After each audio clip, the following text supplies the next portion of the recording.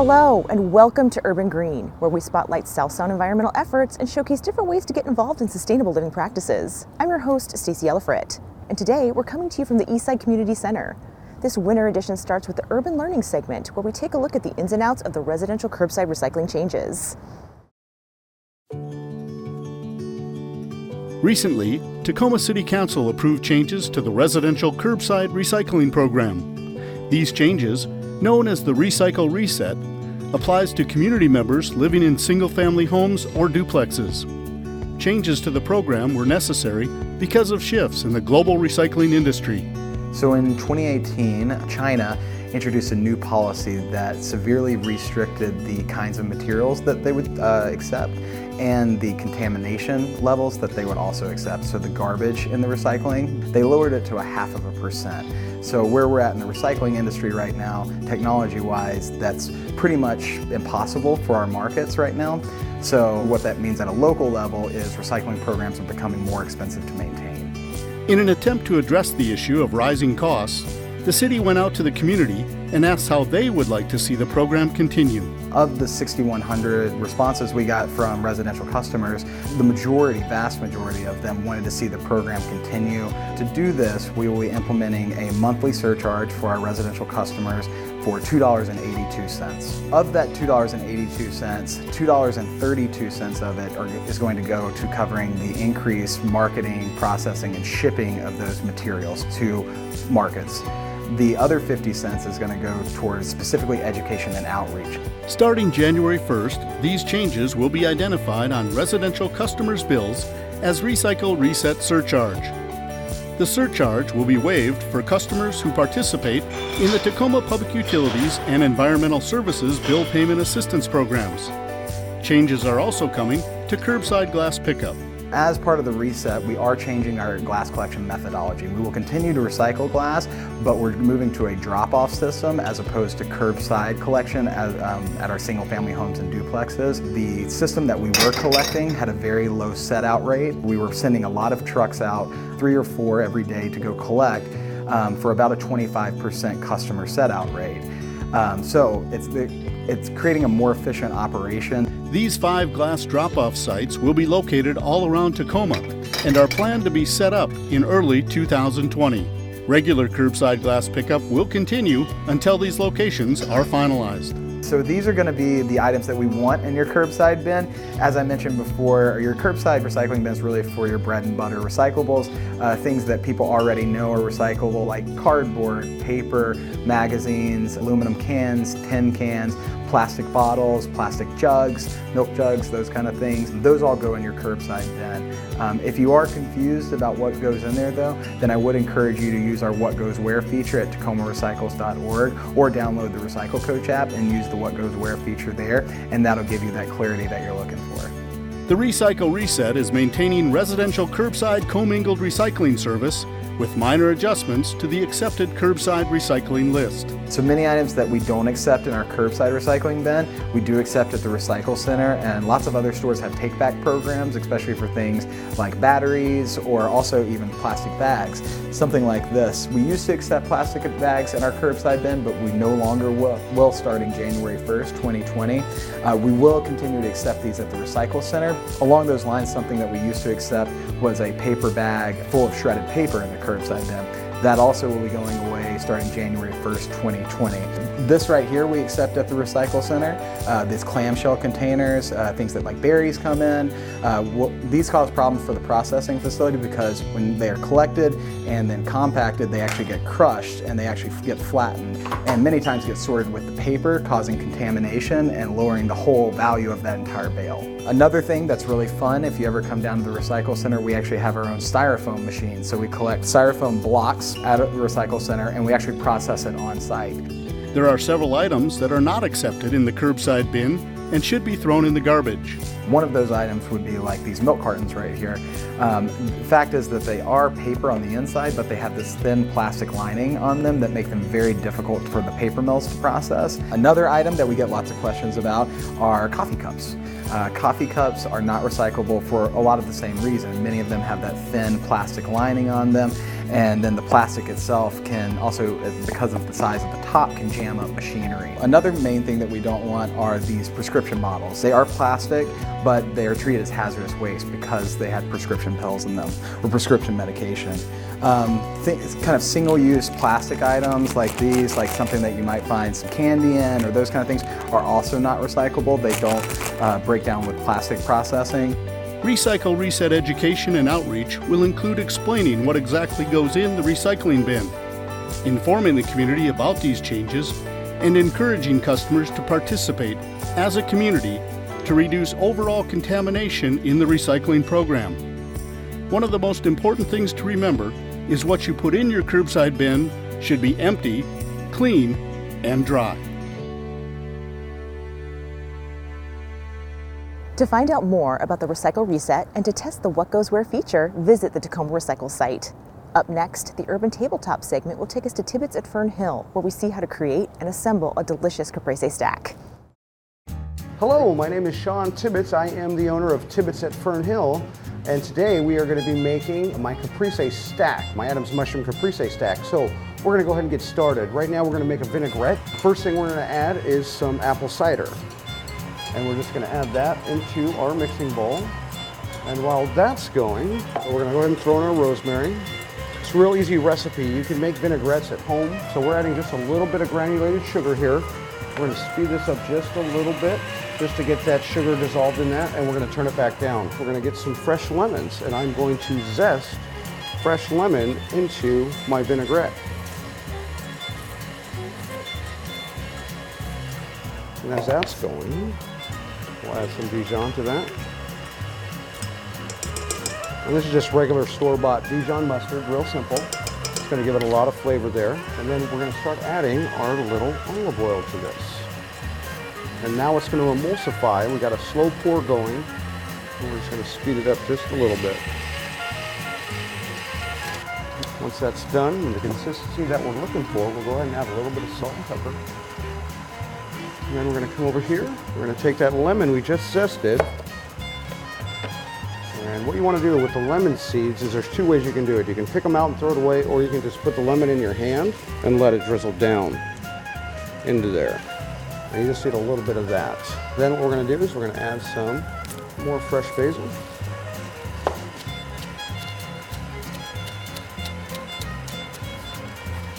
Add that to it. And then we're just going to finish up adding the rest of our olive oil so all our components get together. And we're going to turn it up a little bit. As you can see in this bowl, it's really starting to thicken and emulsify to the vinaigrette consistency that I want. Really healthy because I'm using olive oil, apple cider vinegar, you know, components that you can buy in any grocery store. There's nothing fancy here, so it's real simple. Now we're going to make the Caprese Stack.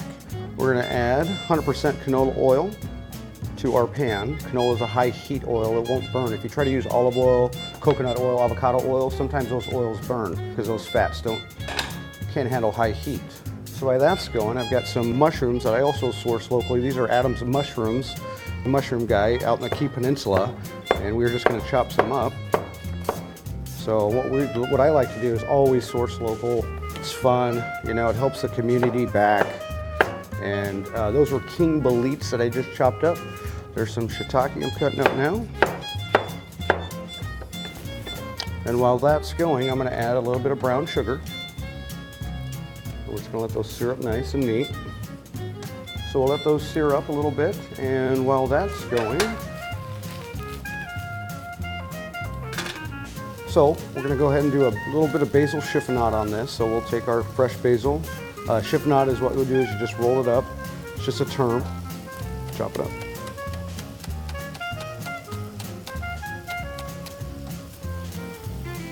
And that is a chiffonade right there. So almost like a julienne.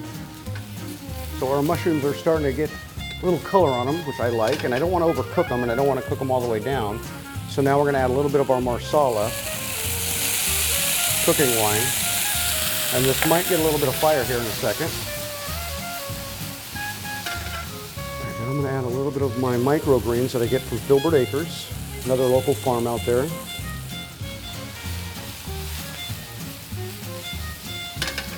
So that's about where I want it to be. So I'm going to grab the eggs again that I whisked up. And we're going to go ahead and add that to the pan of mushrooms.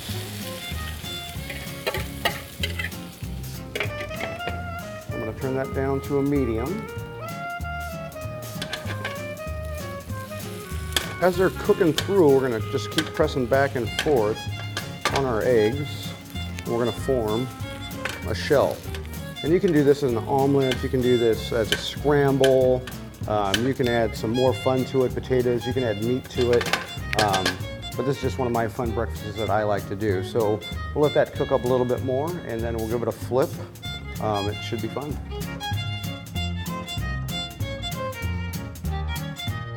So you can see the caramelization from the eggs, mushrooms, the brown sugar leaves that little bit of dark texture. So then we're going to bring it back. Kill the heat, and we are going to flip it over just like that on that side. What I like to do is I like to layer. So we will do tomato, mozzarella, and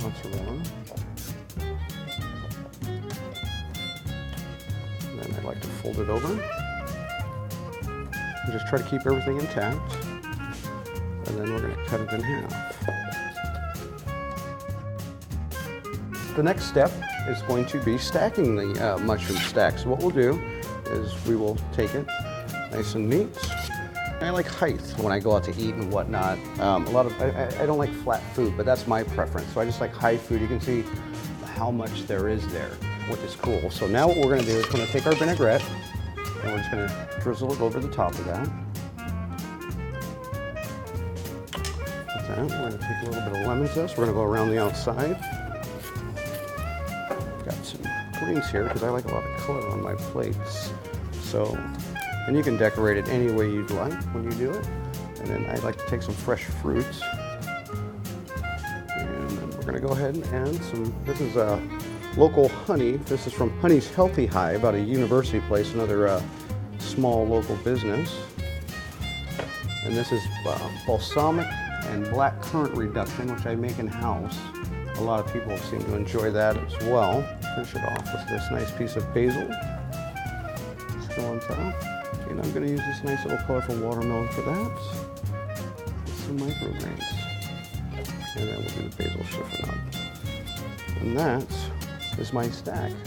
So, my name is Sean Tibbetts. Thank you for viewing. Appreciate you watching, and hope to see you soon. Thank you very much.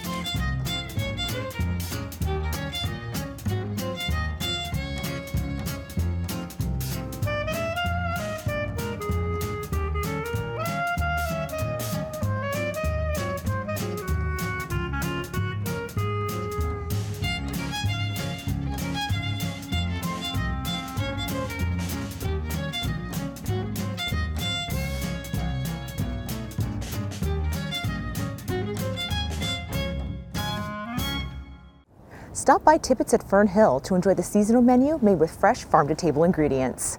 After the break, we'll find out more about a micro-library bringing services to Tacoma's Eastside. But first, the Urban Quick Tip will demonstrate how to make a yarn dryer ball that can help reduce static and save you money.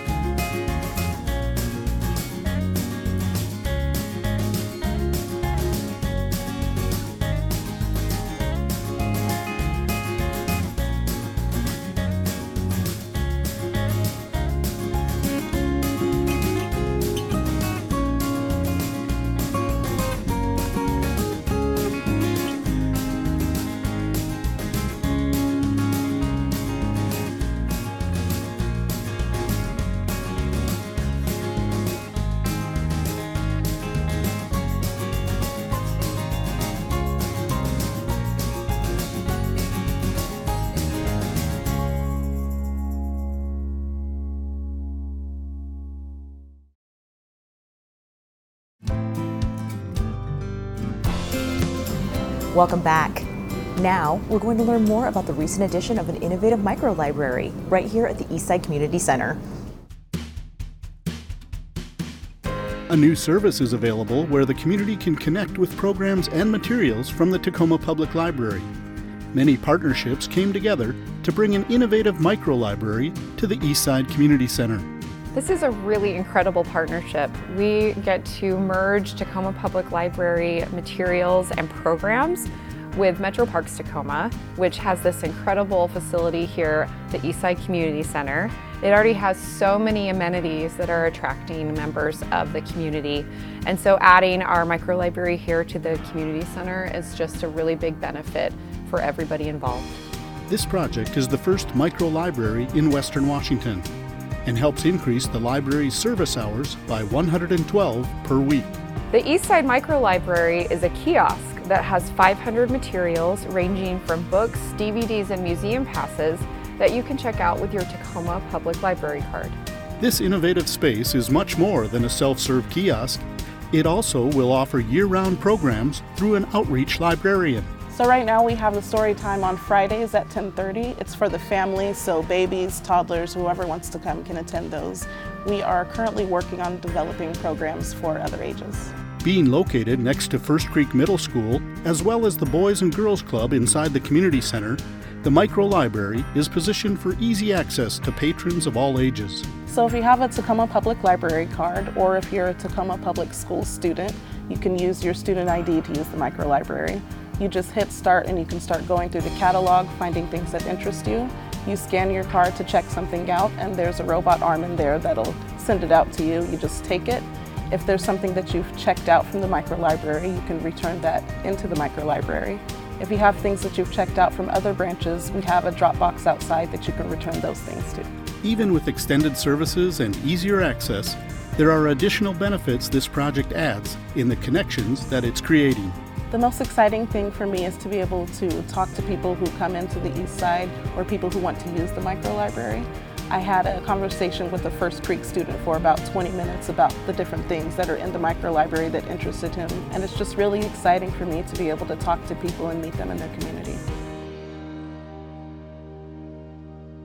To find out more about the Eastside Microlibrary and other available services, visit the Tacoma Public Library site.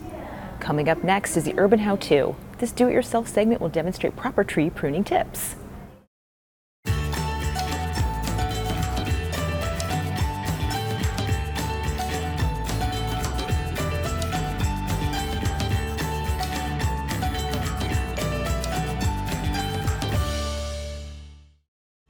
So the first thing you got to think about is you want to know how much you should take off of a tree. And the best part to tell you is you look at the live crown, which is the live branches of the tree. And you never want to take off more than 1/3 of the live branches at any one time. The second thing people want to know is when to do the pruning. Well, I tell people when not to do the pruning.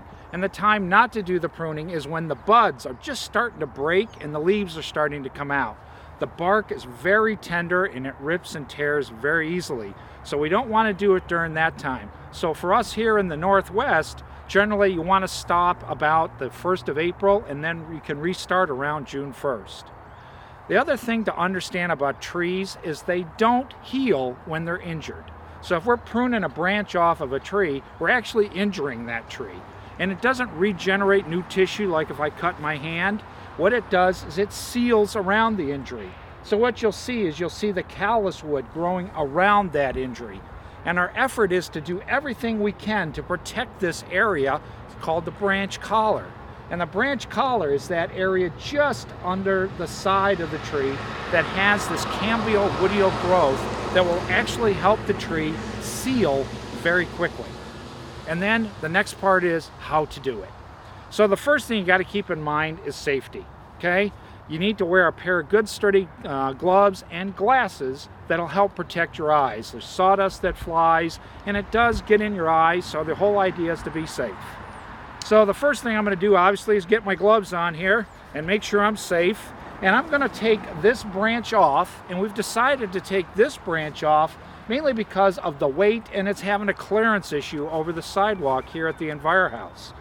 Now, if I was to take my pruning saw, this is way too big to use a pair of hand pruners, but if I take my pruning saw, which is this folding saw that I like here, called a samurai type saw, the basic concept, if I was to take the saw and start cutting this area, before I got about 2/3 of the way through it, the branch would rip down and it would tear down here, damaging the branch collar and the area of ability of the tree to seal. So our whole goal is to protect the tree's branch collar because we want it to seal. So what we do is we actually go up about 5 or 6 inches above, and we're going to make an undercut. That undercut is going to relieve the tension in the wood. That tension in the wood is there because that allows the tree to flex and to grow strong. But if we start cutting it through, sometimes it'll split. So our first step is to make the undercut. Okay? And you go about maybe 1/3 of the way through. And now we're going to take the rest of it and work and try and meet that. Okay. So now you can see that we've taken that weight off of the tree. It was a heavy branch, as you could see. So my goal now is to prune to the branch collar, which is right in that area. And now that the weight is off of it, it's just a matter of my muscle here working it with this saw to do the pruning.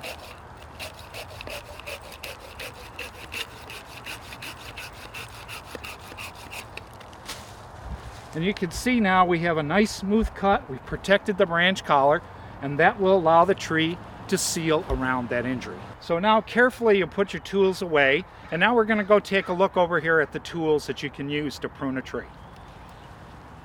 Okay, so I want to talk to you about how to use and pick the right pruning tools to do the job. The first thing I want to let you know is you want to pick tools that are going to last. So going to the bargain bin and picking out a pair of pruners for $5, they last about one time and they damage the branch collar that you're trying to protect. So things like hand pruners and saws that are in the bargain type thing, don't do it. Buy yourself good tools. They will last and do the best job for your tree. When you have small branches, which are generally 1/2 inch to 3/4, there's different types of hand pruners. Some people like the ones that have a flat edge to them, where it basically is taking the top and cutting it down. The other type are these here, which are called bypass ones, which are almost like a scissor type one. I'm going to tell you that these flathead type pruners are not very good, because what they're doing is they basically squeeze in the branch and damaging that branch collar, which allows and minimizes its ability to seal around the injury. The bypass pruners basically cut with equal pressure and make a nice clean cut. So bypass is the way to go for hand pruners. Again, they're generally going to handle a branch about 1/2 inch or so in diameter. When you're getting to a branch that's maybe 3/4 to maybe 1.5 inches in diameter, you can look at loppers, which are like these here. They do come the same way, either with kind of a scissor action type of thing or a flat edge. Again, the scissor action hand pruners, or loppers as they're called, work really, really well. What they're going to do is they're going to give you the ability to have leverage. It's going to allow you to reach up and to prune that branch effectively. So the loppers work for about 1.5 inches to about 1.5 inches in diameter. How do you know when you don't have the right tool? Is when you have to start reaming on the tool to get it to cut through. It means the branch is too big for you. So most oftentimes you'll see arborists with hand saws, and there are a number of different ones, but I happen to like these double-edged teeth type saws that cut on the back cut. And what they do is they're a folding saw, so they work nice and easy, keep in your pocket. They lock in place, and basically there are a number of different varieties.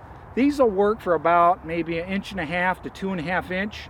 And just as you saw the branch we were cutting before, that was a pretty good sized branch for me to cut with this hand pruner. But it worked well, we got the weight off, and we were successful. When you need to have a bigger tool, a chainsaw, you generally have to be extremely careful with safety. The tools run very, very fast, they're very, very sharp, and if you can do it, you have to make sure you stay on the ground. So the key thing I want to tell you on pruning trees is do everything you can from the ground. do not get on a ladder, do not hang on a branch and cut hanging with one hand off. There are too many people that get injured. The key thing is when that branch is too big or if it's up in the tree, that's when you want to get to a professional and have them do the job for you. So I hope that this gave you a little idea of how to prune trees, the right techniques and the right reasons and when, and what tools to work for. They're easy, they're fun, it's a very easy job to do and protect your home and your property, and it's going to make your tree live a lot longer. These how-tos were created in partnership with the EnviroHouse Free Workshop Series, designed to support healthy, sustainable homes and gardens. For a full listing of workshops or to visit the EnviroHouse, check out the city site. Thanks for joining us for this edition of Urban Green. I'm Stacey Ellifrit, leaving you with more ways to engage in sustainable practices that are right for your lifestyle.